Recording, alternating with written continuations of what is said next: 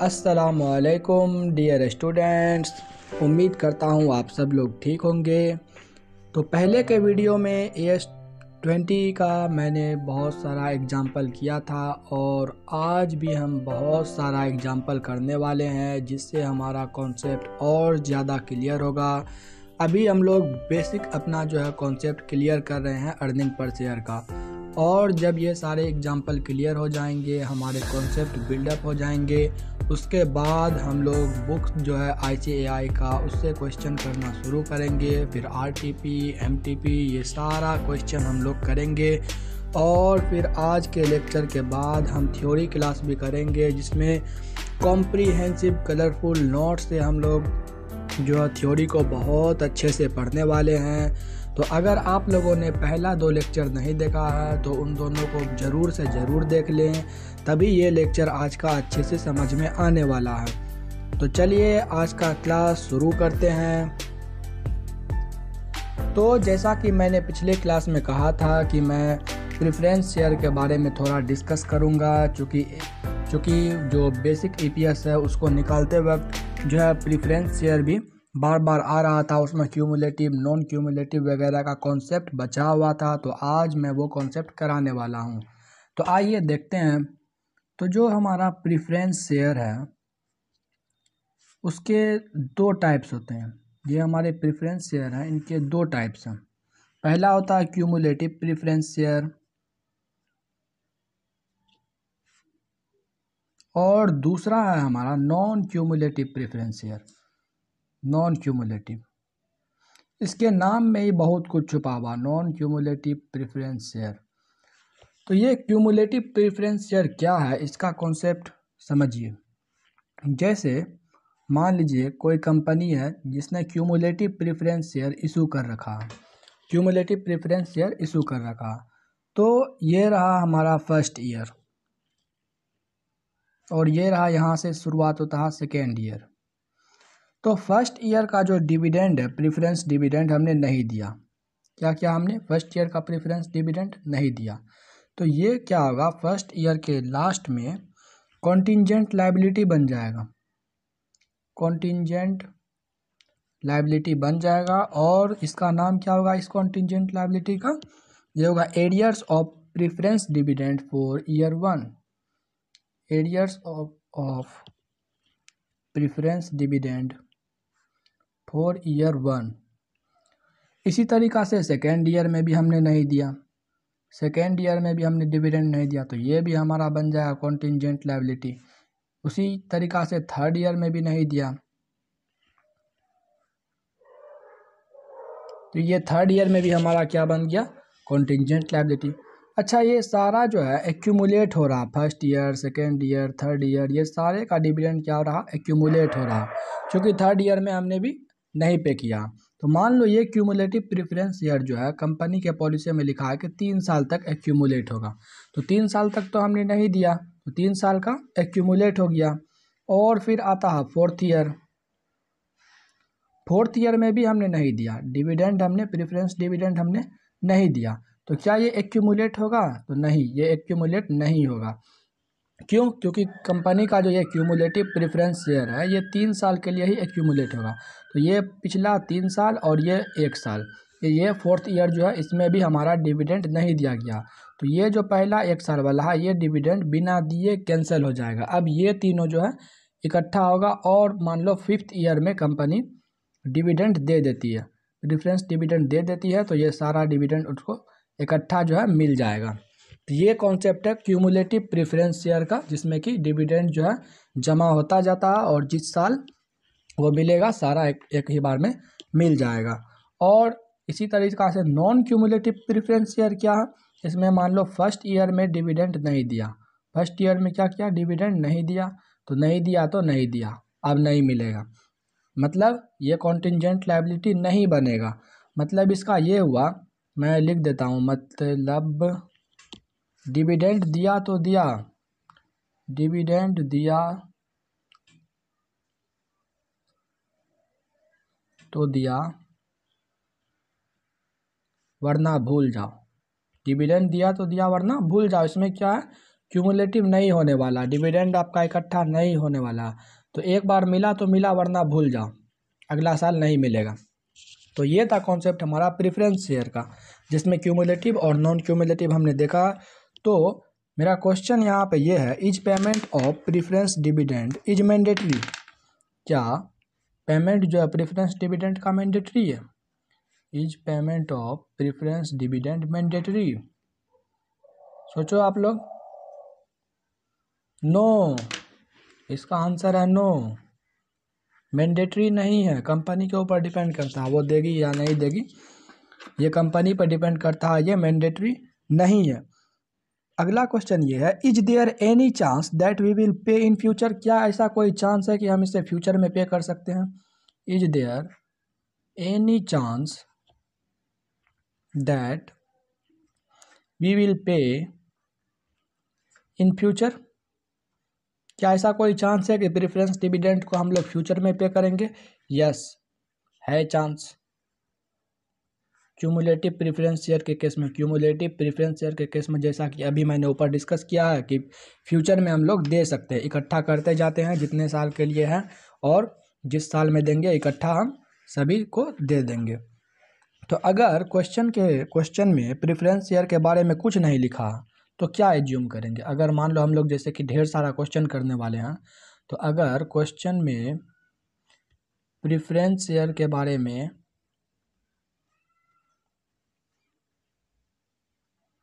कुछ नहीं लिखा, कुछ नहीं लिखा है, तो क्या मानेंगे? कौन सा मानेंगे? उसको क्यूमुलेटिव मानेंगे या नॉन क्यूमुलेटिव मानेंगे? तो उसको एज्यूम करना है क्या? क्यूमुलेटिव। उसको एज्यूम करो cumulative preference share, cumulative preference share. तो ये कॉन्सेप्ट था हमारा प्रेफरेंस शेयर का, जिसमें क्यूमुलेटिव प्रेफरेंस शेयर है, नॉन क्यूमुलेटिव प्रेफरेंस शेयर है। क्यूमुलेटिव प्रेफरेंस शेयर है तो उसका जो डिविडेंड होगा वो एक्यूमुलेट होता रहेगा, जमा होता रहेगा, जिस साल मिलेगा इकट्ठा मिल जाएगा। क्या प्रेफरेंस डिविडेंड देना मैंडेटरी है? नहीं, मैंडेटरी नहीं है ये।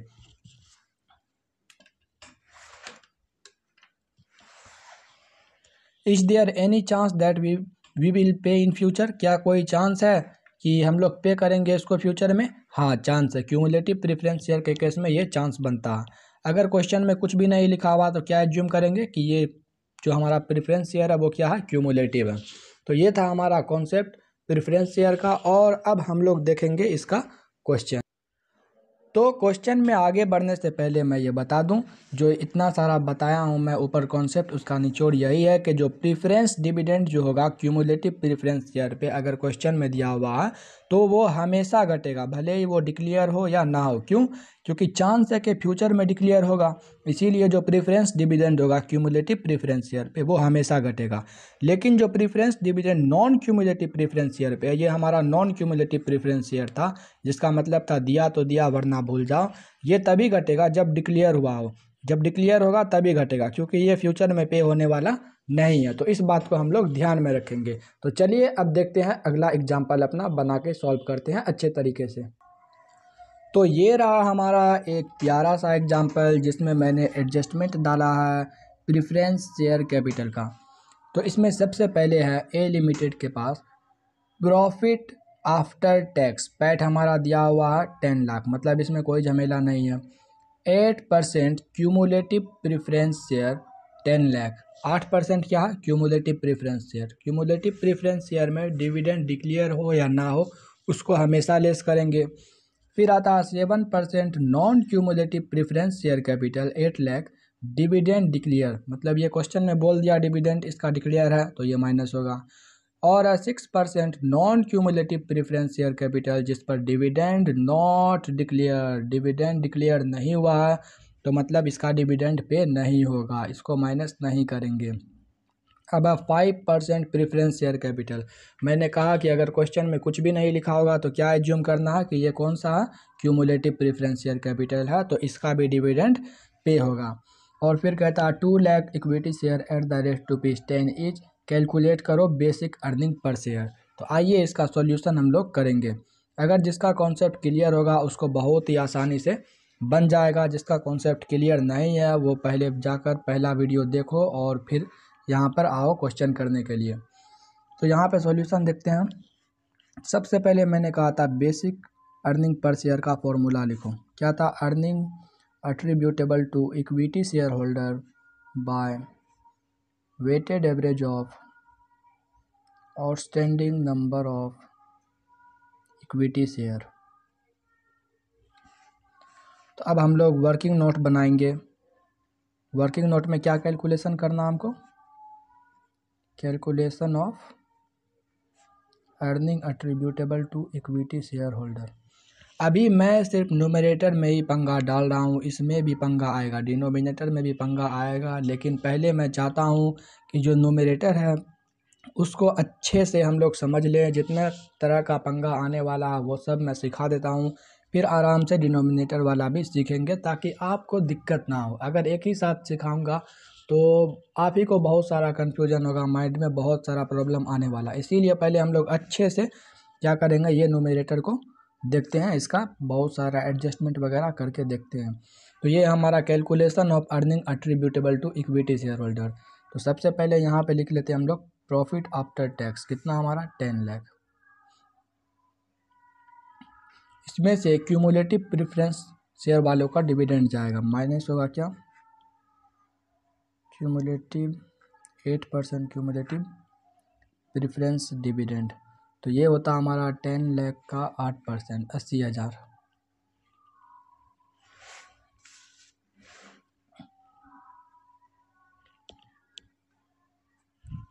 तो ये हमारा माइनस हो जाएगा कितना? 80,000 रुपये। और फिर 7% non cumulative preference share, minus करो 7% नॉन क्यूमुलेटिव प्रेफरेंस शेयर का डिविडेंड कितना होगा? 56,000। चूँकि ये डिक्लेयर है इसीलिए इसको क्या कर रहे हैं? माइनस। अब ध्यान देना, 6% माइनस करो 6% नॉन क्यूमुलेटिव प्रेफरेंस डिविडेंड कितना? 36,000। 6 लाख का 6% कितना होगा?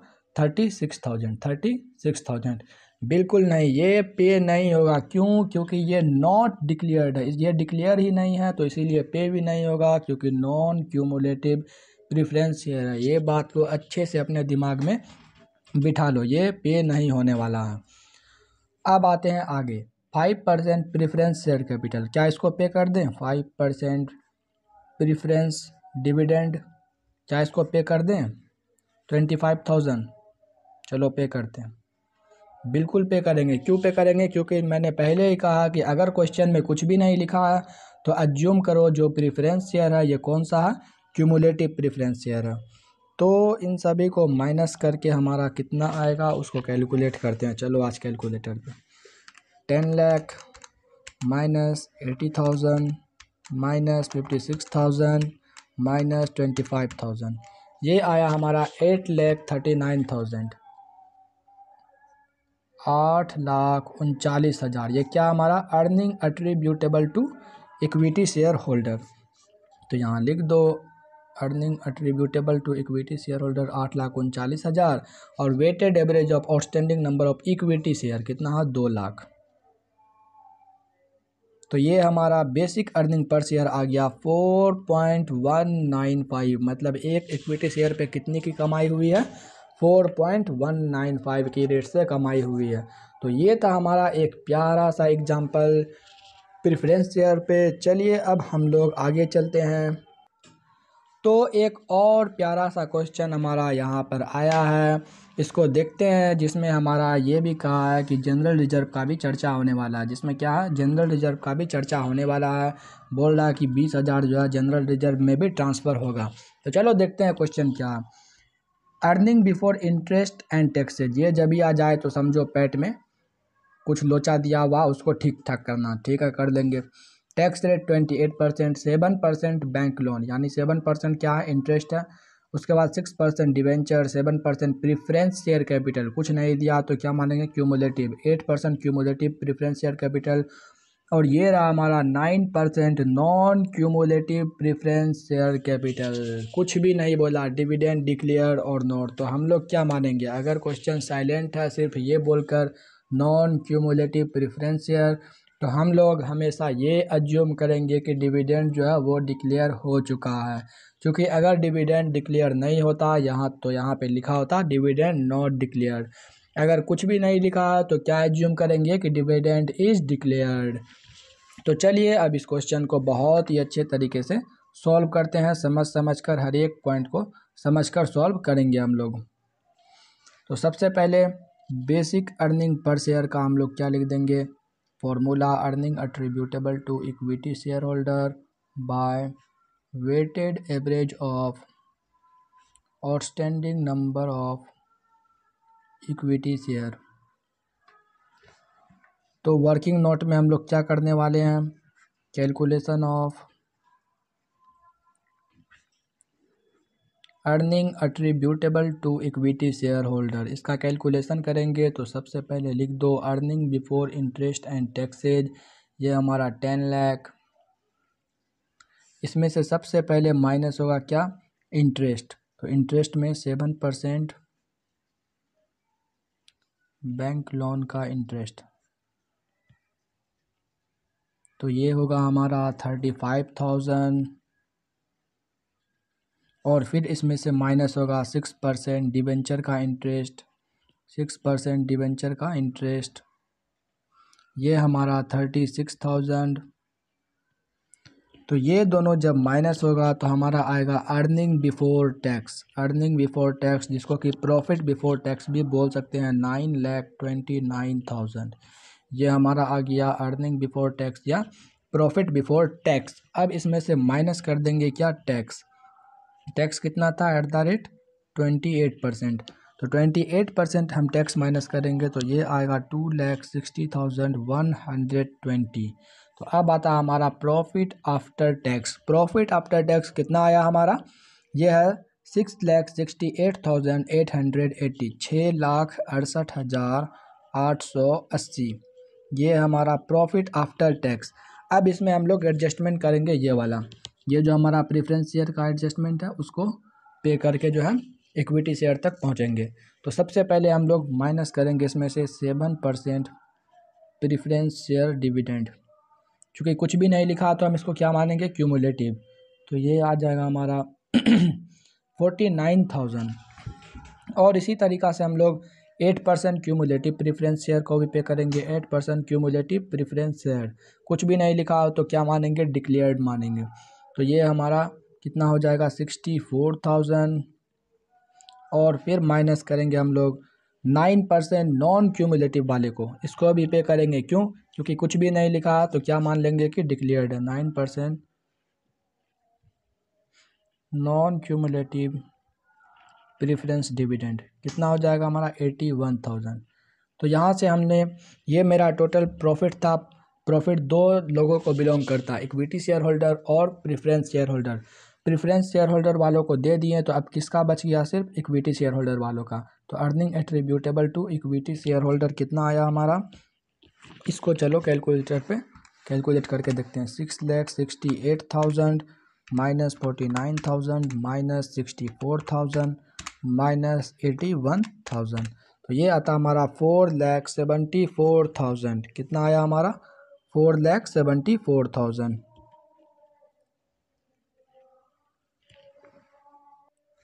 तो ये था हमारा earning attributable to equity share holder. तो आओ यहाँ पे लिख देते हैं 4,74,000 अपॉन 2 लाख। 2 लाख हमारा इक्विटी शेयर दिया हुआ है। तो ये आ गया हमारा कितना, 2.779। 4,74,000 डिवाइड करते हैं अगर इसको 2 लाख से तो कितना आया हमारा, 2.37 आ रहा, सॉरी 2.37।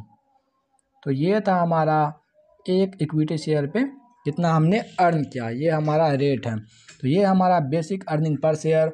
और यहाँ तक जो है हमारा earning attributable to equity share holder में जो भी एडजस्टमेंट हो सकता था वो सारा एडजस्टमेंट मैंने आपको एग्जांपल के थ्रू कर दिया है। और इसको लेकर आपका कॉन्सेप्ट अब क्लियर हो चुका है।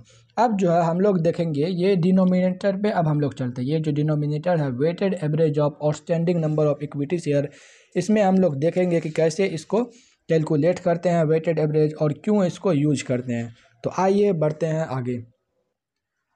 तो अब हम लोग बढ़ रहे हैं डिनोमिनेटर की एडजस्टमेंट के तरफ। डिनोमिनेटर यानी कि waiting average of outstanding number of equity share में जो जो एडजस्टमेंट हो सकता है उन सभी के तरफ हम लोग बढ़ने वाले हैं। शुरुआत करते हैं एक छोटे से क्वेश्चन से। आइए देखते हैं एक छोटा सा एग्जांपल। तो इसमें मैंने earning attributable to equity share holder 10 lakh दे दिया, मतलब न्यूमरेटर में कोई भी झोल नहीं दिया, मैंने कोई भी लोचा लफड़ा नहीं दिया। तो अब डिनोमिनेटर में क्या है, 1/4/2023 को 2 लाख इक्विटी शेयर है ₹10 का, यानी कि ये opening number of equity share है। और फिर बोल रहा है 1/7/2023 को फ्रेश इशू किया 50,000 इक्विटी शेयर का। अब इसको रफ करके देखें अगर, तो ये हमारा 23-24 है। 2 लाख इक्विटी शेयर जो है पूरे साल हमारे पास रहा है,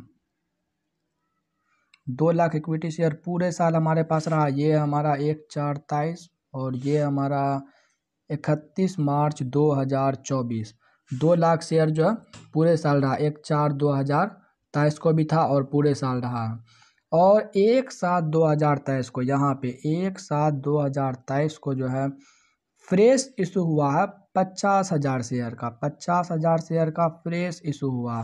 तो मतलब ये कितने महीने रहा है, ये पूरे साल नहीं रहा। क्यों? क्योंकि ये इशू ही हुआ है 1 जुलाई 2023 को। तो ये रहा हमारे पास सिर्फ और सिर्फ 9 मंथ, जुलाई, अगस्त, सितंबर, अक्टूबर, नवंबर, दिसंबर, जनवरी, फरवरी, मार्च। ये हमारे पास सिर्फ कितने मंथ रहा, 9 मंथ रहा। तो यहाँ पे क्वेश्चन में क्या बोल रहा है, कैलकुलेट करने के लिए बेसिक ईपीएस। तो ये क्वेश्चन में बोल रहा है कैलकुलेट करो बेसिक ईपीएस। तो आइए हम लोग देखते हैं अब सॉल्यूशन इसका। बेसिक ईपीएस इक्वल टू, सबसे पहले फॉर्मूला हम लोग लिखेंगे earning attributable to equity share holder by weighted average of outstanding number of equity share. तो अब हम लोग वर्किंग नोट करेंगे। वर्किंग नोट किस चीज़ का करेंगे, weighted average of calculation of weighted average of outstanding number of equity share. तो सबसे पहले हम लोग देखते हैं ओपनिंग बैलेंस। ओपनिंग बैलेंस में ये 2 लाख जो हमारा इक्विटी शेयर है, ये 2 लाख इक्विटी शेयर पूरा हमारे पास 12 महीना रहा है। पूरा कितने महीना रहा, 12 महीना रहा। उसको डिवाइड कर दिया 12 से, तो ये हमारा निकल के आ गया वेट। इसका कितना साल रहा, पूरा 2 साल, 1 साल पूरा रहा ये 2 लाख शेयर। और फिर फ्रेश इशू हुआ है 50,000 शेयर का। फ्रेश इशू कितने शेयर का हुआ, 50,000। 50,000 शेयर जो है हमारे पास 9 मंथ ही रहे हैं, 9 मंथ तक ही रहा है 23-24 में। तो इसका वेट हमारा आ जाएगा 12 से डिवाइड दे देंगे तो ये हमारा आ जाएगा इसका 37,500। तो ये टोटल आता है 2,37,500। तो ये था हमारा weighted average of outstanding number of equity share. तो ये हमारा 10 लाख ये पहले ही दिया हुआ क्वेश्चन में, और 2,37,500 वेटेड एवरेज है। तो ये आ गया हमारा 4.21। अच्छा, इसको निकालने का बहुत सारा तरीका, लेकिन ये वाला जो तरीका है सबसे आसान है। ये तरीका क्या है, सबसे आसान तरीका है। जैसे एक मैं अदर मेथड बस ऐसे सेवा के लिए बता देता हूँ, सेवा भाव से, लेकिन ये मेथड जो है ना सबसे आसान है, इसीलिए मैंने इसको बताया। एक अनदर मेथड मैं दिखाता हूँ। अनदर मेथड देखो, नंबर ऑफ शेयर, वेट, यहाँ पे, और यहाँ पे total share. Number of share कितने हैं ओपनिंग, 2 लाख। अगर 2 लाख को इंटू वेट से मल्टीप्लाई करें 12/12 इसलिए कि ये शेयर जो हमारे पास 12 मंथ जो है रहे हैं, 12 मंथ हमारे पास रहे, इसीलिए 12। ये बाय टोटल एक साल में 12 मंथ होता है, तो ये 12 से मैंने डिवाइड दिया, तो इसका वेट कितना आया, 1। उसी तरीका से यहाँ पे 50,000 इंटू, ये शेयर हमारे पास 9 मंथ रहे हैं और टोटल ईयर में 12 महीना होता है तो उससे डिवाइड करेंगे तो 0.75 इसका वेट आया, ये वेट है। अगर नंबर ऑफ शेयर को वेट से मल्टीप्लाई करो तो देखो 2 लाख इंटू 1, 2 लाख शेयर, और 50,000 इंटू 0.75 वेट से अगर मल्टीप्लाई करते हैं नंबर ऑफ शेयर को तो ये आएगा 37,500। तो यहाँ से भी हमारा weighted average of outstanding number of equity share आएगा हमारा 2,37,500। ये दूसरा तरीका था। ऐसा बहुत सारा तरीका है, लेकिन ये जो है सबसे आसान तरीका है, हम लोग इसी तरीके से करने वाले हैं। तो ऐसे ढेर सारे क्वेश्चंस हैं। आज मैं क्लास को यहीं तक रखता हूँ वरना लोड बढ़ जाएगा, और अगले जो लेक्चर होंगे उसमें भी हम लोग इसी डिनोमिनेटर पे बहुत सारा बात करेंगे। ये तो बहुत छोटा सा क्वेश्चन था, मान लो ये ओपनिंग बैलेंस था, ये फ्रेश इशू है। फ्रेश इशू में हम लोग अगले बार बात करेंगे, कोई राइट इशू आ गया, फिर कोई बोनस इशू आ गया, कोई बायबैक हो गया, तो या फिर जो है ये अभी जैसे 10 रुपये का, तो मान लो कोई शेयर बीच में इशू हुआ 8 रुपये का, कोई इशू हुआ 7 रुपये का। ये सारा चीज़ हम लोग डिस्कस करके अपने कॉन्सेप्ट को जो है 100% बिल्डअप करेंगे, फिर बढ़ेंगे बुक्स के क्वेश्चन के तरफ, ताकि सारा क्वेश्चन हमसे आसानी से बन जाए। तो वीडियो को ज़रूर एंड तक देखना, और वीडियो पसंद आए तो सब्सक्राइब कर लेना, ताकि अगला वीडियो जब भी डालूँ तो आराम से आप लोगों तक नोटिफिकेशन पहुंच जाए, और अपने दोस्तों को भी शेयर करना। Thank you for watching the video of economic elites classes.